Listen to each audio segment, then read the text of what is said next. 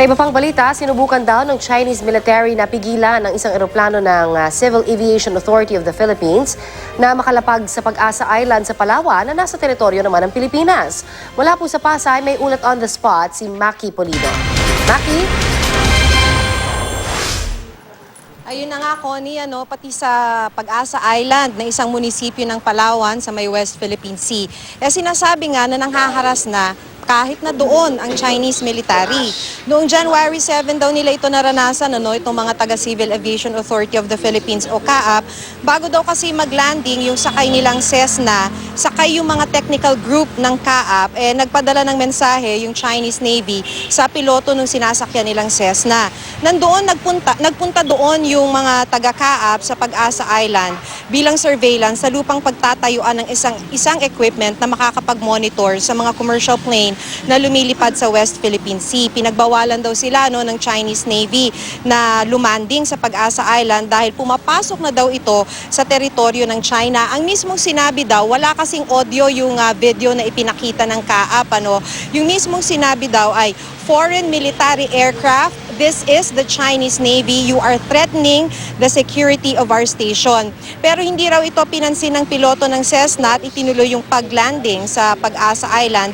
Hindi naman daw sila pinagbantaan. Kunyari, pinagbantaang barilin o anuman kung itutuloy nila yung kanilang landing. Ipinaalam na raw nila ang insidente sa Department of Foreign Affairs pero sa ngayon ay wala pa tayong nakakausap mula sa DFA. Ayon kay Retired General Rodante Hoya ng CAAP, walang dahilan para hindi ituloy yung pagpapatayo ng equipment na kung tawagin ay ADS-B o Automatic Dependent Satellite Broadcast Equipment dahil obligasyon lamang daw ito ng CAAP sa International Aviation Community. Itong area daw kasi sa may West Philippine Sea ay dinaraanan ng nasa 200 commercial flights Commercial flights, ibig sabihin civilian aircrafts, kada araw yan. So ang ibig sabihin daw niyan, yung pinakamababa na nila nga estimate ay nasa 40,000 passengers na mga commercial planes every day. At ito ay papuntang Middle East. At sa ngayon nga daw, ang tawag dyan ay black hole, yung sa may area ng West Philippine Sea.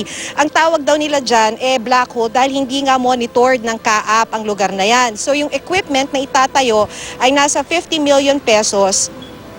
At sinasabi kanina ng CAAP na kailangan muna nila ng approval ng Malacanang bago ituloy itong proyekto dahil nga may tensyon sa lugar.